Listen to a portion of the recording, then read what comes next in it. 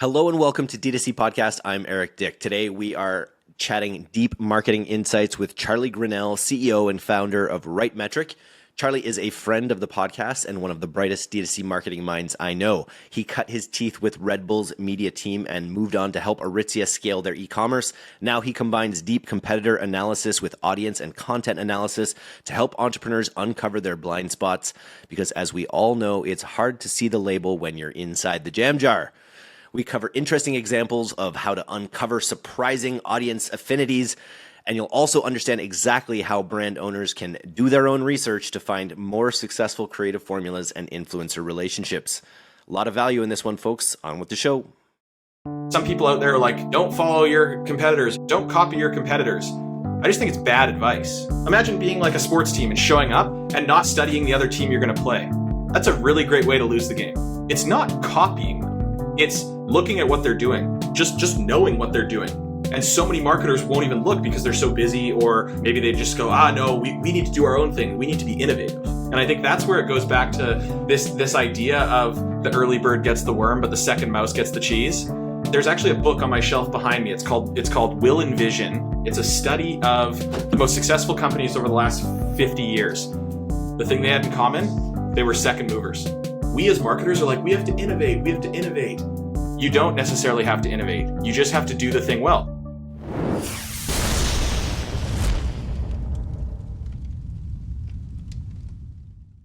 With TapCart, you can instantly turn your Shopify store into an epic mobile app and power a low upkeep revenue stream designed to convert mobile shoppers. And with Q4 just around the corner, there's never been a better time to set up your brand's mobile app. Just like Messi, who launched in 2020 and literally 3 times his sales, or Reason Clothing, who saw a 42% increase in sales over Black Friday, or LSKD, who reached #1 on the App Store last year, beating out brands like Nike and Amazon. Mobile apps give your brand a new owned distribution channel with better conversion rates, higher AOV, and arm you with push notifications that just blow other channels out of the water when it comes to eliciting a purchase. Be like Messi and check out tapcart.com. That's TAPCART.com and get your mobile app started today.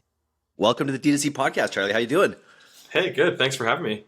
Yeah, so let's start with your background. You've got such an interesting background. Of course, I have to shout out, you were an introduction by Carly Craig, who was just chatting with earlier. She says you're one of her favorite people in e-com. Well, I mean, does she make you say that because she gave you a sword? I see a sword in the background, so I'm a katana. My bad. A katana. It is a katana. Yeah, she does. She doesn't make me say anything, but she just keeps feeding me great people for the podcast and for business. So I just keep shouting her out. Well, Carly's an absolute gangster, so I appreciate that high praise from her. She literally wrote the book on email, so that's high praise. Yeah, literal. The literal book. And anybody listening should go check out that book. It's great. Okay, enough plugging of Carly. She's great. But Charlie, you're one of her faves. So give me your e-com background. Yeah, my ecom background, it's more of a marketing background, actually. So I got into marketing through video production back in the day. I was really interested in action sports. And so I started making videos, and fast forward, next thing you know, I'm working in marketing at Redbull and moving to the digital side of things. That's kind of where I got into digital marketing.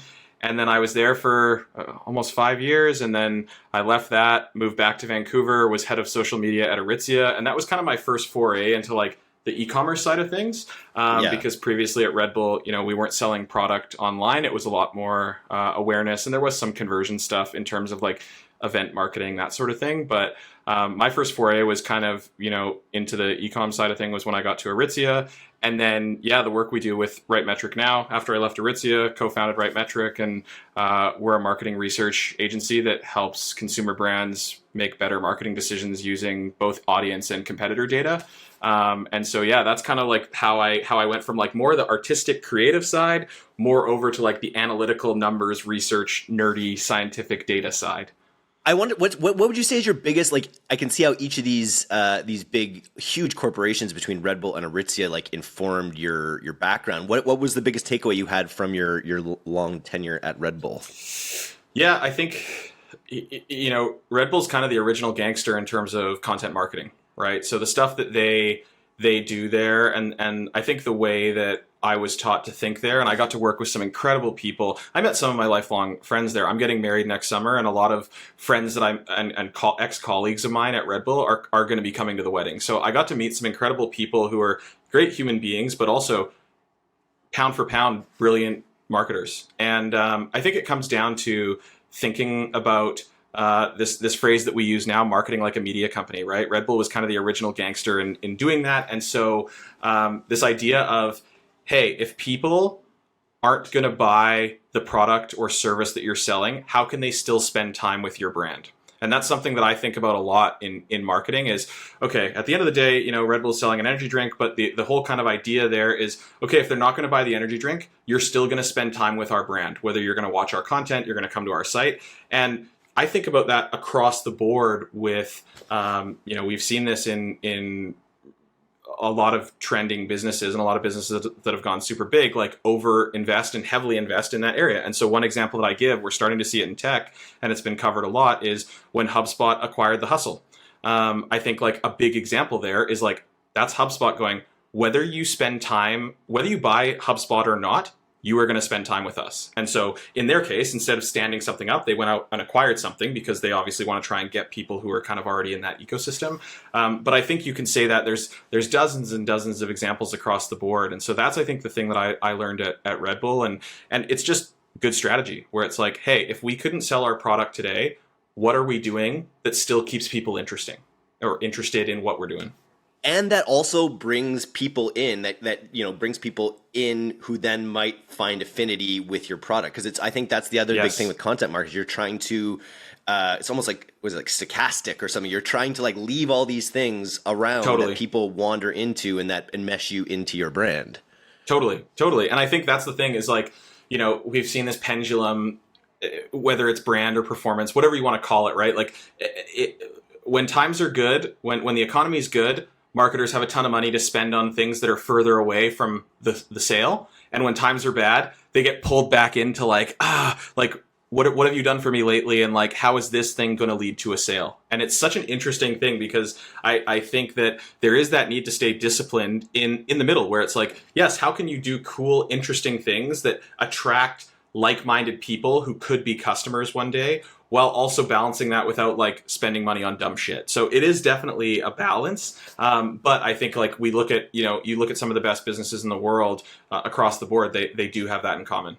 You look, and I don't want to put myself in that category, but you look at D2C and Pilot House. That's really, we were started to be a media arm for a digital agency. And we sort of seamlessly integrate them into our content. They feed us content. We feed them clients with listeners. And we bring in employees as well. We retain employees because we help give people something fun that they enjoy doing and help build their own notoriety. So it's been a really interesting thing to be part of like a really, you know, a content marketing plan that's really worked well. Yeah, you're bang on because, you know, whether anybody listening to this podcast becomes a Pilot House customer or not, they're spending time with you. Yeah. And especially on a podcast, like, we're literally in your ears right now, and like an hour. And so like for like an hour, and shooting the shit. So yeah, I think that, you know, if you think about that across the board, and you can kind of apply that strategy to any business in any industry, really. What about Aritizia then? And how for your tenure at Aritizia, what was your big takeaway? Big takeaway there was incredible brand. Their business is absolutely crushing. I think it's publicly traded now, so I think you can go see the filings. When I was there in when did I leave? I left 2018. I think the business was like 870 million in revenue this year. Next year, they're projecting 2.5 million. So like, you know, doubling in 5 years is pretty good. And I think that they haven't even touched the US. So that's like primarily when you look at the breakdown of their stores, I think, e-com aside, but their store footprint, I think like, you know, 80% of their stores are in Canada and 20% are in the US. And they only have like 20 or 25 stores in the US. And they've seen that kind of growth. And so I'm just going like, once they get a full retail footprint out there, because they are really, really good at retail. When you walk into their locations, they're absolutely gorgeous. Like the design, the merchandising, like they're so feel like good a at mall. No, and I mean, like Yeah. they're, they're big time retailer, like they're a third generation retail family, Brian Hill and his father Jimmy Hill, and like it goes way back. So they're great at retail. And then on the e-commerce thing, e-commerce, like if you look back with Aritzia, they actually started pretty late. I think it was like 2013 or something when they spun that up. Like that's only when they started to go into e-com. And Aritzia has a very particular way of doing things. And I think a lot of people, even me internally when I worked there, I was like, we just need to move faster. We need to move faster. We need to move faster. But they're very much like slow and steady. This is how we do things. And they've kind of had this slow burn. And then when COVID hit, I think like they had to close a bunch of stores and like they saw like a little dip and then it was just like, boom, hockey stick. Like they had crazy takeoff there. And I mean, I think my takeaway there is that's a very competitive space, and they are just so detail oriented in their approach in what they do. They're really good from a product selection. They're always on trend. They do a great job of maintaining their look, feel, their aesthetic, all that sort of stuff. I met some very talented people when I worked there who are still great friends today. Some of them have joined our team at RightMetric. Others have become customers of ours. So really, really interesting business. And I get asked a lot like, where do you think this business is going to go? I think it's going to continue to crush it because they've seen that doubling in 5 years, but we're just talking about North America. Like they're not in Europe, they're not in Asia, and their business is like just scratching the surface. They've been in business over 30 years. Like they're going to be around for another 30, 40, 50, 100 years. Like I just think the sky's the limit. We've got Zara over here like crazy. So we got to get Aritzia over there. And, exactly. Yeah, exactly. Very cool. Okay. So let's talk a little bit about RightMetric then. And sure. What are the kind of insights that you're generating for what kind of people? Yeah, really good question. So we kind of call ourselves an all-in-one insight service for marketing strategists. And so what that basically means, there's kind of two areas: audience insights, competitive intelligence. So audience insight, who is that target audience that you're trying to reach? How do they behave? What do they talk about? What platforms should you focus on to reach them effectively? What type of content should you create? That sort of thing. So that's kind of like one half. And then the other half is competitive intelligence. So, who's winning, who's losing, what's working well for your competitors, who are they targeting, what type of messaging is working well for them, where they're focusing. And what we found, like the kind of backstory behind why we focus on like those two areas is the last decade has really been about marketers using their own data, right? So whether that's looking at, your Google Analytics, your Shopify data, your performance marketing data, email data, you name it, like we've always like looked at that and been like, that's interesting, that's working, and like let's go do more of that. And that's all great, fine and dandy, and that will continue to be a thing into the future, absolutely. Hit the scale button. Exactly. Like, can I just press the button to be like, scale, please? Yeah. And so that's not going anywhere. But that's only half the picture. And like looking at your own data and only looking at your own data is like trying to survey the landscape with one of your eyes closed. That's the kind of analogy that we use. So when you're looking at your own stuff, that's great, but you're like this. And so by looking at those two other buckets that I explained, looking at your target audience, people who have the same characteristics or similar characteristics as your existing customers who have yet to buy from you, looking at how those people behave, and also looking at what your competitors are doing. And when I say the word competitors, it could be direct competitors, so someone who sells the same product or service as you, or an indirect competitor, someone who maybe doesn't sell the same product or service, but they're going after the exact same audience as you are. Looking at those two kind of like other areas gives you a more holistic picture so that you can then be armed to make a better decision for your business instead of just going, hey, this is what worked really well for us. Like, let's just continue to go on this. Because I think the thing that we get questions about from our clients all the time is they go, hey, yeah, we have these customers and, we're doing this, but like, it's not really working anymore. And oftentimes it's because like, well, yeah, how you acquired a customer on Facebook in 2017 is very different than, what you need to be doing in 2023 and beyond. And so like that changes. So like the things that you did 5 years ago to get them in the door is not the same behavior as what the person who could be a great customer for you is doing today. especially if you've mined that vein continually, when you have a hammer, everything looks like a nail. Totally. And I think that's something I've been talking about on the podcast a lot lately is this idea of blind spots that you have in your Yep. business because of the way you kind of do things. Yep. And so it's like there are ways, like one of the ways that like Pilot House talks about breaking out of those is by pilot testing, which is Yep. is basically like within going constantly testing new angles around a product to see like Absolutely. what might get drawn to it or whatever. I think of my friend Brian Alston, who runs Greater Than, who started a sports or was working at he was CMO at a sports drink company, and they were marketing the sports drink, but then they found out through like intelligence that it was all lactating moms. It was this huge community of like lactating moms and now they've repivoted the product away from athletics fully into because they uncovered this huge section of their audience that they didn't even know about, right? Yeah. Hiding in plain sight, right? And I think I want to double click into that comment that you made about blind spots. So I'm a huge Shane Parrish Farnham Street fan. So for anybody listening, go to fs.blog, I think is the website. Really great. How would I explain it? Just go to fs.blog. It's basically around how to make better decisions. But a lot of the frameworks and mental models that he talks about there are completely applicable to marketing and talking about like what we need to do as humans to be better humans, whether that's in our job and in our personal life, is eliminate blind spots so we can make better decisions. So when I think about that, to your point, when it comes to marketing, he's a really big Warren Buffett and Charlie Munger fan. And I've actually read something Buffett did. If you type into YouTube Warren Buffett on how to read annual reports, there's this like 6-minute YouTube clip, and it's amazing. It's like in the 70s or something, and there's Buffett sitting there in his suit. And I actually took a note of this because I want to read this because I think it's really, really interesting. And so this is Buffett on how to read annual reports. What I'm trying to do as I read reports is to understand what's going on in various businesses. If we own stock in a company within an industry and there are 8 other companies in the same industry, I want to be on the mailing list for the reports of the other 8. I can't understand how my company is doing unless I understand what the other 8 are doing. I want to have a perspective in terms of market share, developments in the business, trending margins, and all other aspects that I can't grasp unless I know what the other businesses in that industry are doing. I can't be an intelligent owner of a business unless I know what all the other businesses in that industry are doing. And that for me, I was just like, well, yeah, no shit. Right. Yeah. And I'm like, I think about the same thing from a marketing perspective. Like, how can I actually sit there and go, if you don't know what's going on in your entire space? And so that's kind of what led us to starting RightMetric, is because when I was sitting at Aritizia, when I was sitting at Redbull, I had a really good idea of what was working within our own, like at Aritizia, I knew when we send an email, it would generate this amount of money and, this was going to sell. This is the type of creative for our existing audience. That's great. But that doesn't help us go out and get new customers.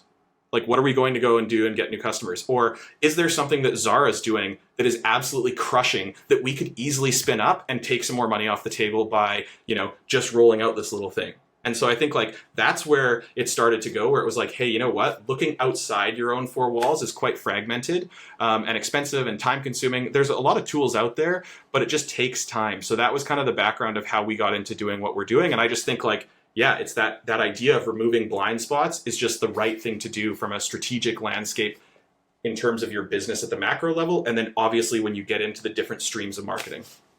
Now, so that makes perfect sense on the competition side, but let's dive more into the content side and the audience, totally. the sort of like complementary audience. Talk a little bit about your strategy there. Yeah, so I think like it depends on questions, right? So when we think about, hey, a customer comes to us and says, hey, we want to better understand this audience. So whether it's a pet food brand or an energy drink brand or a bank or, an e-com brand, like you name it, content is a big thing because that's a big line item for them because they're going, hey, my 2 big line items are ad spend and like creative. And so when we think about that, we go, okay, how can we help inform that creative so that you're giving yourself a better chance of being successful? And so I love what you said a little earlier with Pilot House running tests. We work with a few agencies as well that use our stuff to inform their tests, right? So like go upstream to be like, okay, here's the hypothesis and like, here, we're going to go test. In terms of like how it comes to life from a content perspective, there's so many different things we can dive into. So, we can look at things like how the content is produced. So if it's a photo, is it a wide angle? Is it a close crop? Is it black and white? Is it color? Is it real life? Is it animation? Like that's specific because the goal, what you're trying to get out is what are the trends and patterns from a production perspective that we can use to inform our own creative. So if you go out and look at, okay, from an audience perspective of all the, cat food content they create or content from cat brands, we look at, wow, this audience, these types of content tend to perform the best. Okay, what are the characteristics of that content in terms of how it was produced? And how can we reverse engineer that into kind of like a best practices list of like how that should be produced? So for photo, it could be like, yeah, they need to be wide angle photos, live at like real people, not like animated cartoons, shot with like really highly saturated and big block text in the lower thirds. I'm completely making that up, but like that might be one thing. Or from a video perspective, it might be like, yeah, on this platform on Instagram, it's videos that are about 45 seconds long. They have no music, but they have subtitles, and they don't have any slow establishing shots. They jump right into the thing. Like you can get into like all those specifics, and why that stuff is really, really helpful is, number one, you're basing your creative decisions on how people are behaving, what they're actually consuming. And then number two, the output there is something that you can hand to your team. So whether that's a creative agency or your in-house content team, and go, hey, for our next version of this, I want you to keep these things in mind. And these are going to help inform the brief for the content that's going to give us a better chance to be successful in the future. When you look at a blank ad manager for a campaign, like you can literally do anything. You can Totally. literally put anything in there. You can promote almost anything, and Of so course. just knowing like what to do, or knowing some What not to basics do. about what not to do. I can see that being hugely valuable. But can you give me, because I know I was just browsing your site yesterday, and actually I think we're gonna publish some some of your research at some point. But can you give, what are some like great examples that you can talk about of sort of brands that have like, I don't know if you can give specific brand stories or just talk about them in categories, but talk about like some of the insights that you've uncovered and what they've led to. Totally. So I can talk about a pet food company that came to us, and they had this big content plan that they had put together, and they were like, hey, we really want to focus on these types of platforms. I think it was like Instagram, TikTok. And they were like, yeah, we've kind of come up, we've had this creative brainstorm session. We have all these ideas. And they were like, but, before we go invest, I think they were going to spend like over $1 million shooting all this stuff. They were like, we just want to make sure that like we're headed in the right direction here. So we did a huge analysis, digging into all of the top performing content on those different types of channels. And what we do is it's called a social content opportunity analysis. That's the name that we have for it. Basically, pull all the content into one place, and then we start to group all of the videos into topics and themes, right? And then what we do is we take the average amount of video views and engagement for everything. So we're like, here's the average. And then we layer all of those topics and themes in. So you can see like, here are the top performing topics and themes, and here are the bottom performing topics and themes. What was really interesting, I think we did that for like 15 different themes. They had like 6 or 7 content ideas, and 5 of them were in the like poor performing, like do not do.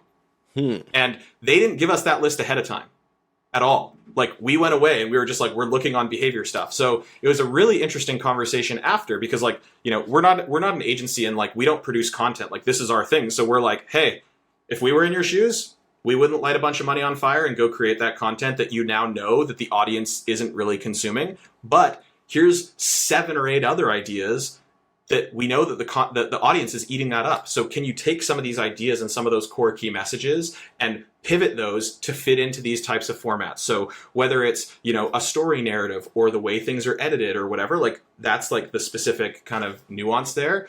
But yeah, I just look at that, and the head of marketing after said, thank you so much. Like we were going to go like full steam ahead on this. And like, it's just so obvious that this would not have been where we wanted it to be. And she's like, it actually saved us from making an even bigger mistake. So number 1, spending the money to create the content. But she's like, number 2, we probably would have released it. It wouldn't have done well. And what would we have done? Put more money behind it, because that must be the problem.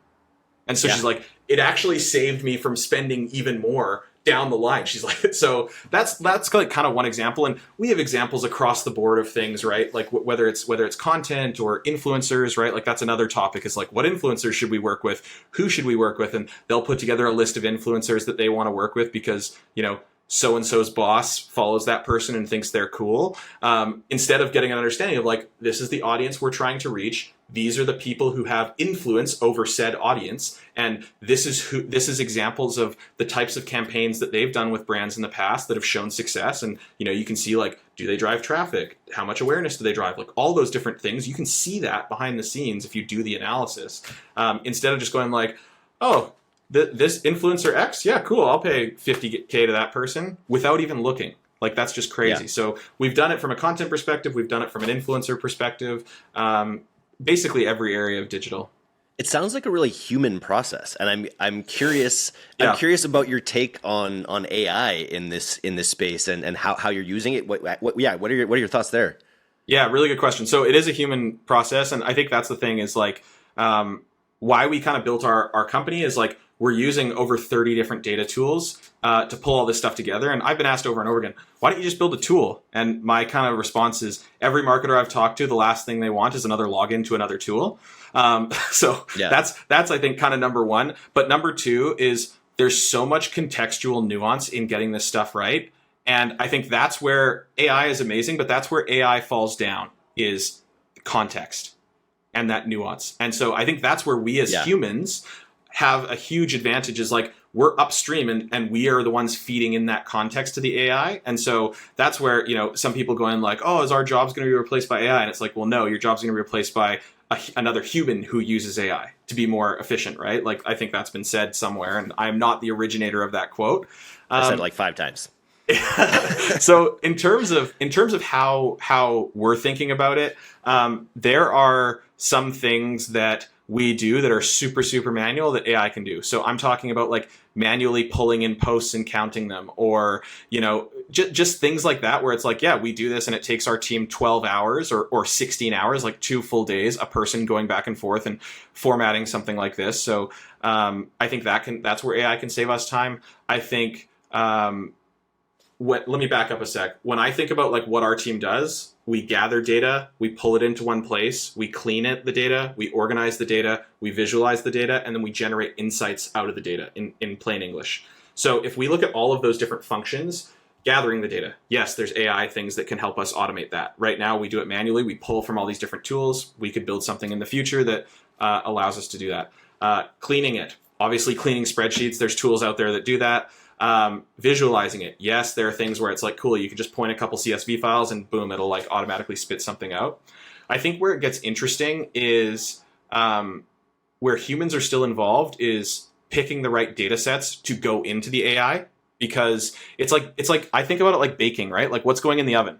You have to know the right ingredients for it to go in, and every time we get a research request, it's a different cake that's coming out the other side. Because, they might say, hey, I want a chocolate cake, but it's like, I'm actually allergic to the sprinkles. So it's like, you can't just be like, I'm going to spit out the same one every time. So there is that nuance. So upstream, there's always going to be that thing of like, what data sets do we feed in? And then also on the back end is like, has it actually found the right thing? And how are we checking it to make sure it's correct? So we're super excited about it because a lot of people have been asking us like, oh, is AI going to like disrupt your business? And we look at it where we go, actually, it's going to probably make our team more efficient. But the value that we still provide is like having humans on the tools that are answering these like really strategic business questions for our customers. I'm just scrolling through your insight library. Yeah. And there's some really interesting, like what do you think are some of the more what would you draw attention to on your insight library as something that like was sort of specifically good or like high value? It's all high value, but like what's specifically high value content or insights that you pulled out there?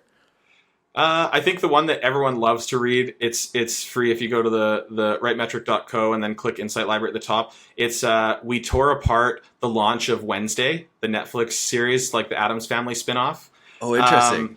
And so it's like a 50-page doc that like just shows like, here's exactly what they did. Here's how they did the rollout. This was like pre, during, and post. And it just tells the narrative of like how it went viral. And there were some things there that they engineered, and then there were some things there that they got lucky. So one of the ones that I go to is like they do their typical like Netflix is releasing a trailer and like off they go. But then what they also did was they on TikTok, they looked at TikTok trends and they created some videos based on TikTok trends. So there was one like Wednesday Addams, the trend on TikTok was like they'd go up and they'd tap someone on the shoulder and be like, hey, what are you listening to? Right. And so I think they like walk up to Wednesday Addams and tap her on the shoulder and they're like, hey, what are you listening to? And then she responded with like the screams of my brother Pugsley dying or something. Right. So it's like they're taking a trend, but making it relevant to the show. And they like put that on TikTok. And I think after 24 hours, like it started to pop and they dumped like a bunch of money behind it. They dumped like 800K behind that single post.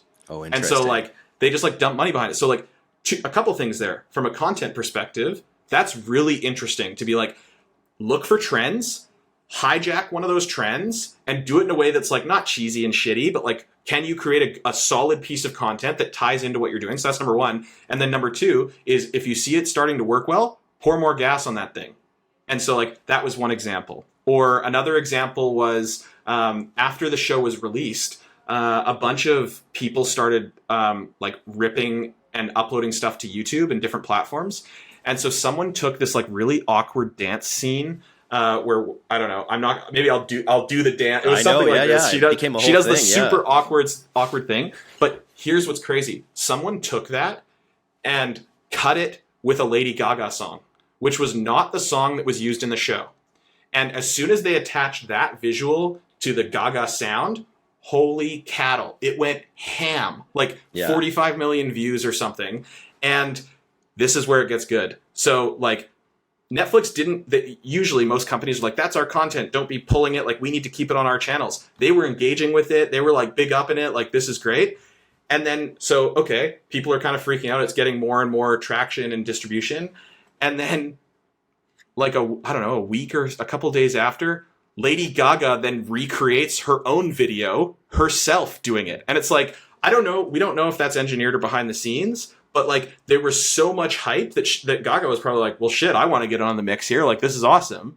And like off they went. And so it just talks about like how to extend, a release strategy for something. So that's something that we did. We did that piece of research for a big media company. I'm not allowed to say the name, but that's a piece of research that's free to the public to look at right now on the site. And it's just really interesting to be like, what are the core kind of like pillars of that strategy?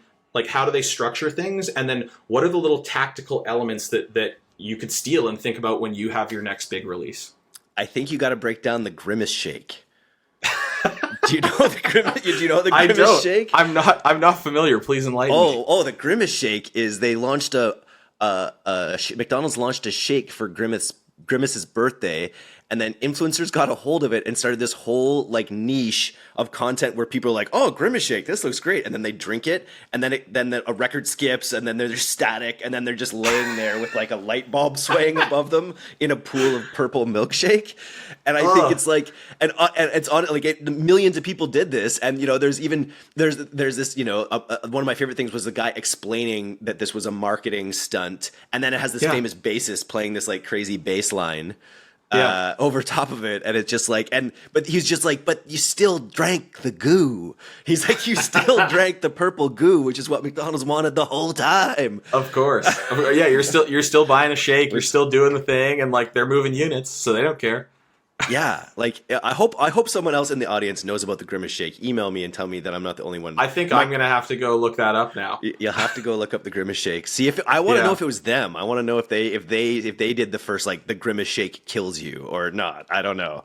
Yeah, I mean that would be interesting. I'm gonna take that away and maybe get our team, because like we do pieces of research occasionally where our team's just like, we find this interesting, we're just going to dig in. Like, no client requested this, off we go. We're going to go and dig into that just because we think it's cool, it's topical, it's relevant, and what can we learn from it? So like the Wednesday thing, that was one where it was just kind of perfect storm. Like a customer was asking us a question similarly, and we were like, oh, well, what an example. Like, here you go. So that would be one example. But in the library, I think we have almost 1,000 pieces of research in there, anywhere from like 10 to 50 pages long. So yeah, there's tons of different things in there, whether it's about advertising, email marketing, content, channel selection, influencers, like you name it, it's in there.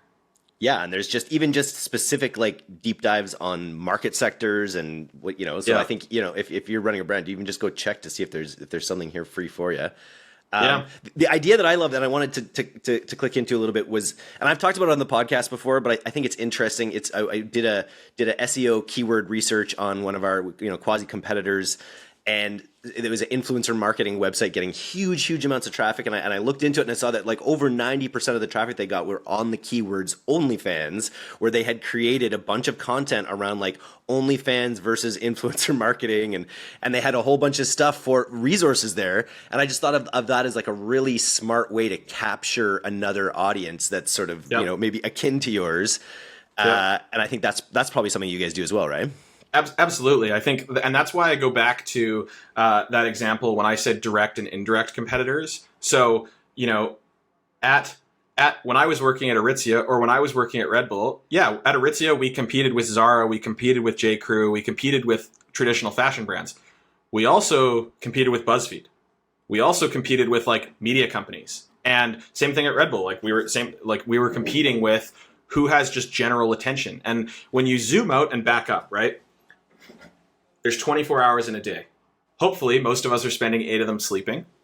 And then another, 6 to 8 are spent maybe working. Then there's commuting. Then there's like all those different things. So you think about like, okay, that doesn't mean there's 24 hours to reach a person. That probably means on an average day, I don't know, I'm just going to say ballpark, there's people are on their phones 8 hours a day, let's say. So that means there's 8 hours there. Now, within that 8 hours, people are messaging. People are like doing all these different things that they do digitally. And so you might have a great product or service, but you have to think about like, it is so hard to earn someone's attention today. So what am I doing to stand out? And there are some brands that are very lucky that, whether they sell a product that is, constant, that just automatically shows up or whatever, groceries, toilet paper, like maybe, they're probably not fighting for that awareness in the same way, but some brands are. And so I think like, number one, thinking like that and just recognizing like you're not just competing with, you're not Coca-Cola just trying to compete with Pepsi. You're also trying to compete with like Netflix. You're in the attention economy. You're in the attention economy, right? Yeah. So that's number one. And then, so number one, accepting that. And then number two is, okay, now that I know that, what are some of those creative things that I can use to steal? And that's where I go at like this competitive intelligence stuff. Some people out there who are like, you see these LinkedIn posts where it's like, don't follow your competitors, or you shouldn't be looking at your competitors, or don't copy your competitors. I just think it's bad advice, straight up. That's like showing up. Imagine being like a sports team and showing up and not have studying the other team you're going to play. Yeah. That's a really great way to lose the game. And you got to trust Buffett. Buffett said it pretty well.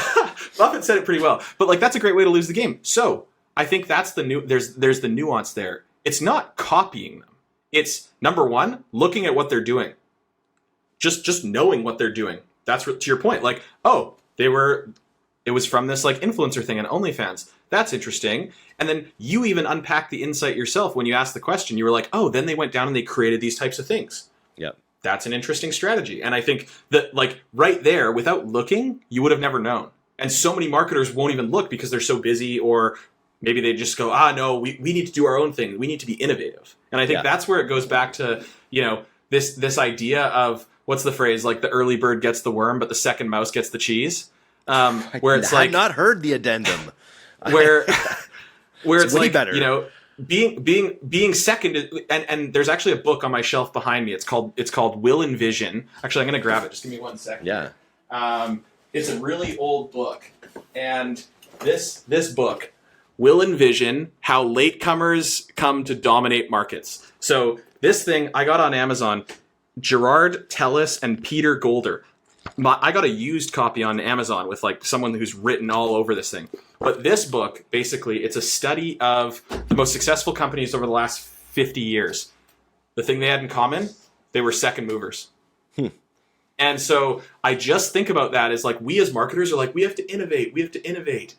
And I just go like, you don't necessarily have to innovate. You just have to do the thing well. Apple wasn't the first thing. Like Steve Jobs openly talked about how he was like, oh yeah, like I saw the Xerox or the Compaq, like whatever, saw the thing, and that gave me the idea for the first mouse. And it's like, he didn't invent that. He just like was a fast second and did a better job. So I think about that with marketing, right? And that's how I think about these types of things where it's like, you don't know it until you look. And you don't know what you don't know, and you should be looking at things, looking at ways you can get outside your blind spots in all aspects of how you build your business. Exactly. And you know, the phrase that you and I love is where like you can't read the label when you're inside the jar. Yeah, you don't always know it's lube when you're inside the tube. No. That's so great. You need to trademark that. I think that should definitely be trademarked. Charlie, I think you might have to be a reg. You might have to come back and just chat through consumer insights. Anything that you would leave people with for right now, or you know, the people are prepping Q4. They're really planning and manifesting to make, you know, half their sales in those few months or those few days. What are any insights around Black Friday? Yeah, I think where I would start is there are tools that you can use out there, whether it's SimilarWeb or SEMrush or like these types of tools that exist. Use those to go back where you can and see what happened last year, just to see like who did what where. Because I think history can be great. It's not going to give you all the answers, but just like getting an understanding of that is a really good solid foundation. And then look back at your strategy last year. Okay, what worked well for us? What didn't work well? What were the assumptions that we made there? Where was the market? And when I say market, like where was the financial market? Where was the world? Like a lot changes in a year. And then also just think about how can we focus our efforts on doing the things that are actually going to be the most effective? And I think that, you know, obviously a lot of businesses change, but a way that you can do that is by looking outside, using some of these free tools available. So, I'm always encouraging people to just like, how can you eliminate those blind spots? Do a lot of that looking right now because it's August and, you know, before we know it, they're already planning for holiday. There's a treasure trove of information of stuff that's tried, tested, and true. There's some stuff that's going to be topical and trending that isn't relevant. Oh, last year this was a trend that like happened and will never happen again. But there are things that's like, 5, 6, 7 years old. This just seems to work. This is bread and butter. It's not sexy, but it works. So all that stuff is sitting there. And so I would just encourage people to look and spend the time, because the work that you do now in terms of that, you know, reconnaissance, gathering intelligence, is going to make the decisions that you ultimately make for your business a lot better, and hopefully drive the types of outcomes that you're looking for. Well, one of my favorite research hacks that I heard at my event in Las Vegas is just create another TikTok account and only follow people that are in your niche. Only follow influencers that are in your niche. Only follow all the other competitors in your niche, and just have do it on YouTube as well. If you're gonna spend some time scrolling your competitors and soaking in what they're doing. Totally. Fake proxy account, like whatever you want to do. Check out their ad, like do all of that stuff. And I think the one thing that I'll say though is do it, and then when you're looking at that stuff, like say on TikTok, like get an idea of like that type of what is the content, but like has it gone big or not? Like that's a big thing. Like I love swipe files, but I think my only beef with swipe files, and I don't mean Corey Haynes who started swipe files. I'm not talking about like Corey and swipe files. I'm talking about the concept as a whole of swipe files. Taking things that inspire you is great, but a big missing piece of that is quantifying it, right? Because I might take something into my swipe file that I think is awesome, that was a complete flop and nobody fucking cared. Yeah. And so that's, I think, the big thing is like, if you're going through TikTok and you're scrolling through and you're like, oh, that's a really interesting piece of content, just check and be like, how many views does that generate? Oh shit. Okay. I'm not the only one who thought this was cool. Yeah. Right? Yeah. Quantify things. 100%. Because otherwise you get into art project territory. Yeah, and you'll follow what you're interested in. You'll follow your aesthetic as opposed to getting into your customer's head necessarily. Totally. Exactly. That's the name of the game, is like what can you do to make it not about you? And that's something actually when at any brand that I've worked at, whether it was Redbull or Aritizia, is like, it doesn't matter what I want. I care about what the audience or the customer wants. And so like, I'm trying to obsess to figure out like what they want. If I think it's cool is irrelevant. I want them to think it's cool. I think what they think is cool is the actual cool thing. Yeah.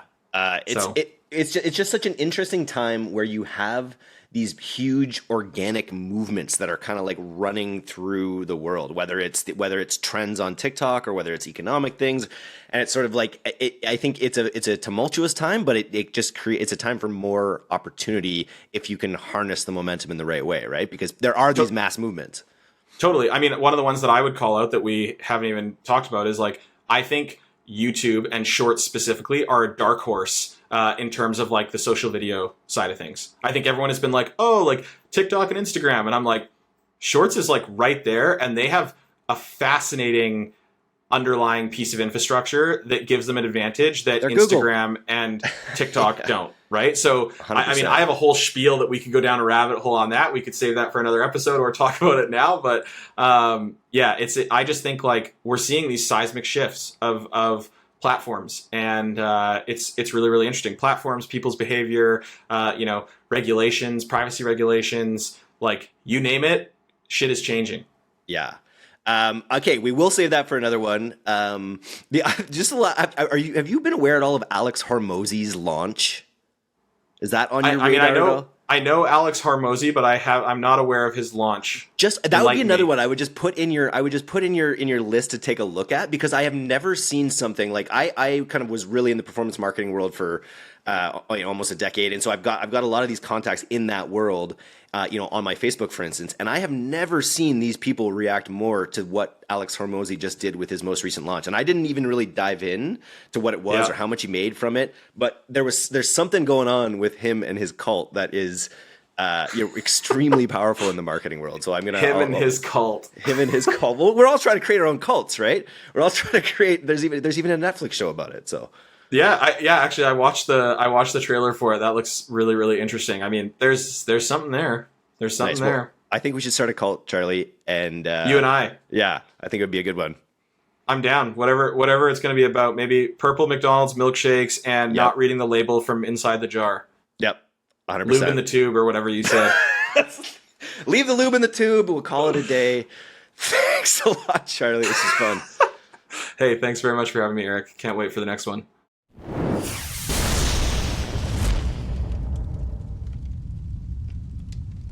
Thanks so much for listening to today's episode. If you're not a subscriber to our newsletter, you can do that right now at directtoconsumer.co.